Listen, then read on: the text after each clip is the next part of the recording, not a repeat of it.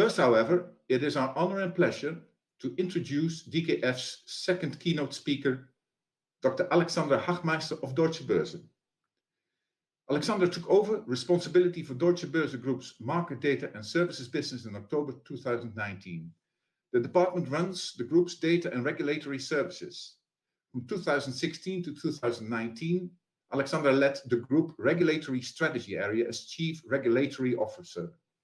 In this role, she drove the development, implementation, and communication of the group's global regulatory strategy and positioning. She's a member of the Group of Economic Advisors to the European Securities Markets Authority, ESMA. Alexandra holds a PhD degree in market microstructure from the European Business School, and she's a guest lecturer at Basel University on market structure and regulation. Alexandra, the stage is yours. Ladies and gentlemen, good morning and good afternoon, and thank you for the very kind introduction. I'm very happy to kickstart the second day of the conference with you. Who would have thought that even a year later, we are still connecting virtually? Today, the conference will be focusing on trends in investment and portfolio management, as well as innovative data offerings for the capital markets industry. To get you in the mood for the day, I'd like to address a matter that is very close to my heart. COVID-19 imposed a huge challenge on us as individuals, but also on economies around the globe. At the same time, we face significant environmental issues, plus the challenges posed to all of us by the structural shift to digitalization. How will we cope? I believe the one common denominator for solving our challenges is data. At this time, a year ago, we were in full lockdown. In Germany, more and more federal states introduced compulsory masks, and later on, Oktoberfest was officially cancelled, and again this year actually. Fast forward a year later, we see that the global recession following the outbreak of the pandemic is the most severe since mid-20th century. COVID-19 still has its grip on the global economy, while state indebtedness was very high even before the pandemic. COVID deteriorated the situation further. With such high rates of indebtedness, how can we provide funding? The answer is we need to use all channels that are available to us. This includes stability bonds issued by the European Union, bank loans, and bond issuance, as well as via equity on exchanges like Deutsche Börse. Countries such as the United States have already enacted strong stimulus programs to boost their economies. Being structured as a bloc of several countries, the European Union naturally has its own unique challenges and needs to find its own way to cope with the economic aftermath of the pandemic, especially after Brexit. The proposed Capital Markets Union will certainly be an important step to help meet such challenges in the future. Transparency fosters fair and stable markets and consequently investor protection. However, introducing a consolidated tape will not be a silver bullet, especially if it only focuses on already transparent equity markets instead of on non-equity markets that remain opaque. Back in March 2020, when COVID-19 hit Europe, many thought we were looking at something that we call a black swan, an unpredictable and extremely rare event with severe consequences. Such events can potentially have a catastrophic impact on markets. In fact, stock markets did experience unprecedented turbulence, and exchanges were under intense pressure. With the 2008 financial crisis in mind, the key question was, are our markets able to cope with such volatility? Thankfully, the answer was yes, and markets proved to be resilient. This was, of course, particularly important for us as a market infrastructure provider, and we are proud of how our systems, staff, and procedures held across this period. When COVID-19 hit, there were strong price movements and a high level of uncertainty. However, this was not a reason to suspend trading. Quite the opposite. Especially in such market phases, we need open markets that ensure transparent and fair price formation, as takes place on regulated exchanges. Our regulated markets enable transparent trading. Closing these markets would result in losing this transparency. In times of high macroeconomic uncertainty, it is important that exchanges remain open so that efficient price formation is maintained and market participants can manage the risks. Indeed, efficient price discovery is a prerequisite for the adequate pricing of any asset's risks. Our trading platforms were a pillar of stability for the financial markets during times of volatility. And this was true for the 2008 financial crisis. It was true in 2016 when the UK voted to leave the European Union. And it was also true in spring 2020. We ensured orderly trading at all times, thanks to our protective mechanisms, such as volatility interruptions. This is what creates trust in markets. And this trust is a key ingredient for efficient and sustainable markets, especially in such volatile situations. Under stress, the flight to quality was reflected in a move towards trusted market infrastructure as operated by exchanges around the globe. Overall, the distribution of trading volumes back to pre-crisis levels shows that this migration to regulated exchanges was of transitory nature. The phenomenon may thus be described as an opportunistic move by market participants to avoid risks and losses by trading on regulated markets when times get rough, while trading at less transparent venues when trading conditions return to normal. COVID-19 did not only disrupt markets, it also fueled another big disruption to our daily lives, which was already a strong trend before COVID, that's digitalization. With everyone working from home, the demand for efficient digital tools and solutions surged. Our private lives now also took place mainly online, and we saw business activities also shifting to digital wherever possible, just like this event did yesterday and today. In this context, I would like to point out some distinct examples from the US and China. As the home of Google, Facebook, and Amazon, the United States has maintained a leading role in digital even before the pandemic. We see proof that this will continue to be the case. Only a few weeks ago, Coinbase listed on Nasdaq. This was the first IPO of a big cryptocurrency exchange, and it was valued at a staggering $79.5 billion on debut. This market capitalization immediately surpassed that of the New York Stock Exchange's parent company, ICE. The same underlying technology that supported the emergence of cryptocurrencies brought forward a trend in retail investing that has tripled in market value over the past year alone. Non-fungible tokens, or NFTs for short. These NFTs are based on a unit of data that is stored on a blockchain, just like cryptocurrencies. In contrast, however, NFTs are used to certify a digital asset to be unique and thus not fungible. This technology allows the building of new trading platforms for asset classes that have so far been illiquid. This can include artworks, real estate, collectibles, videos, and even designer sneakers. There are already a number of NFTs that have made headlines globally.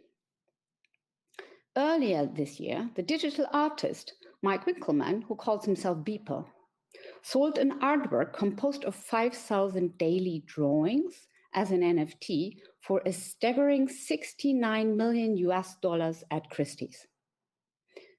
And shortly after that, Twitter CEO Jack Dorsey monetized his first tweet as an NFT for nearly $3 million. For exchanges, NFTs provide an interesting case for exploring new asset classes. We at Deutsche Börse are also investing in these emerging marketplaces. Together with the German lender Commerzbank, we announced a strategic partnership with the fintech 360X to develop marketplaces for digital asset classes, starting with art and real estate. And although NFTs still have to prove that they are here to stay, they are a showcase of how the use of data is not only changing finance, but also affecting business models from industries such as art. Online brokerages mark an older trend in retail, winning an increasing number of clients. Quite remarkably, digitalization in retail investing showed that it does not need a global pandemic to get markets really moving. Sometimes it only takes a handful of dedicated social media users. In January this year, the stock of American video game retailer GameStop experienced a short squeeze driven by social media users. This caused major financial consequences for market participants such as hedge funds and short sellers. During the short squeeze, GameStop's stock price reached a pre-market value nearly 30 times higher than only a few weeks earlier. The price of many other heavily shorted securities also increased. And I'm sure you will all remember that this was put to a stop with online brokers halting the buying of GameStop and other securities. They were not able to post sufficient collateral at clearing houses to execute their clients' orders. This decision was met with criticism and accusations of market manipulation from many. It also started a discussion on the democratization of the stock market. The United States is not the only digitalization powerhouse. The same is true for China. Let us take a look at payments as an example. Several thousand years ago, money meant coins. China revolutionized payments with the introduction of paper money. Today, the country is currently testing the introduction of a digital currency. China is also one of the biggest markets for cryptocurrencies. And according to an analysis by Cambridge University, 65% of the global Bitcoin hash rate come from China. And the multi-purpose app WeChat allows its users to not only chat with friends and work colleagues, but also to hail cars, pay for restaurant meals that previously required cash, and to shop online as well as offline at stores that partner with WeChat. The app has over 1 billion users per month, demonstrating the potential of such digitalized businesses across the world. In the European Union, we do not have similarly breathtaking examples. In fact, it seems like we need to find our own role to play in digitalization, particularly in comparison to the United States and China. But there's progress. The European Commission is working on a digital transformation with the aim to form a strong and competitive economy that masters and shapes technology. This will raise questions not only around technology, but also on capacity, data, rules and regulations, cybersecurity, rights and liabilities.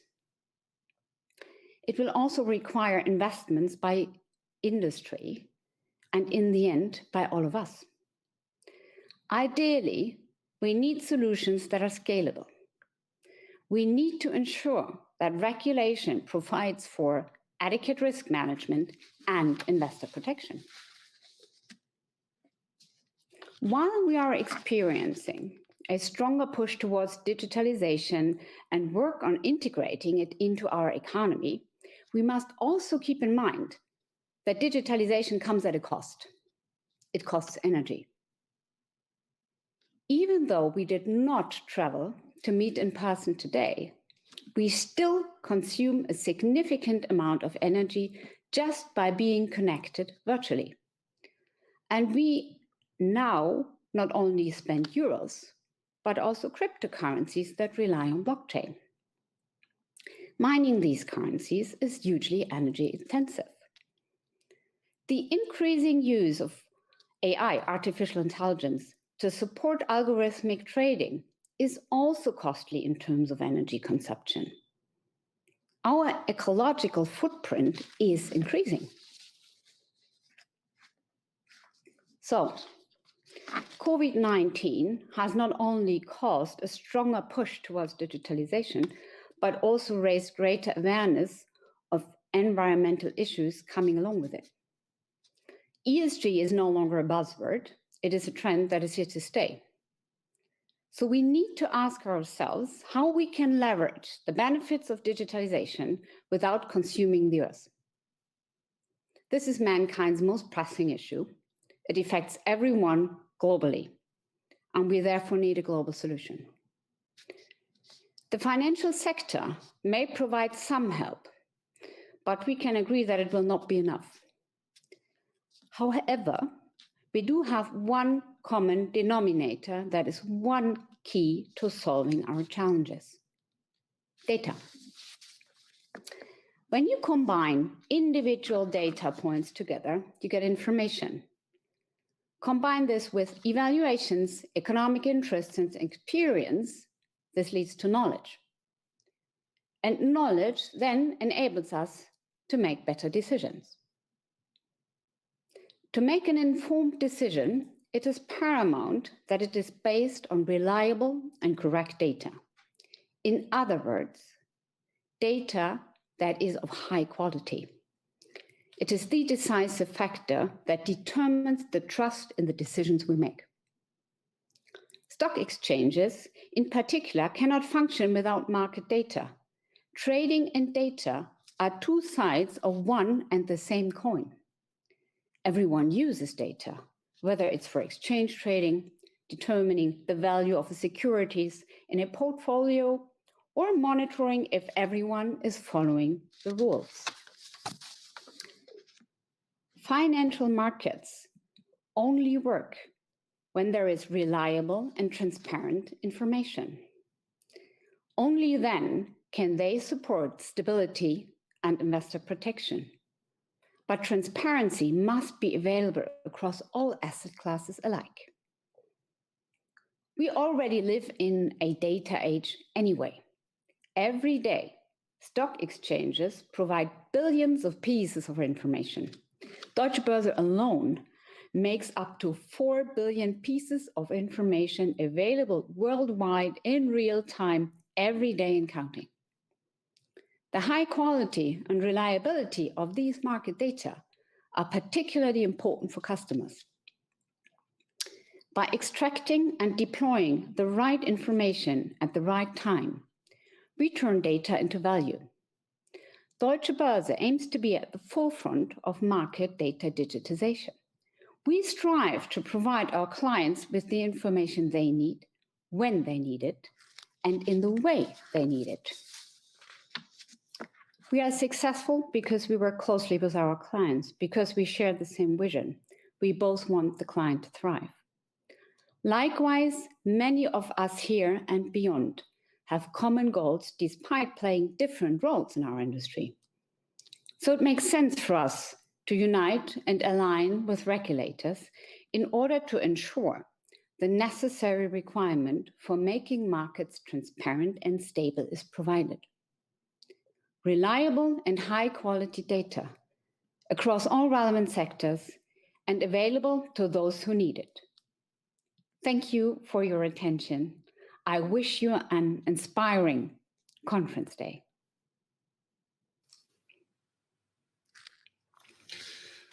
Thank you very much, Alexandra. That was a fantastic speech that you gave there. And as is the purpose of a keynote speech, you set the tone for today's proceedings. Thank you very much for that.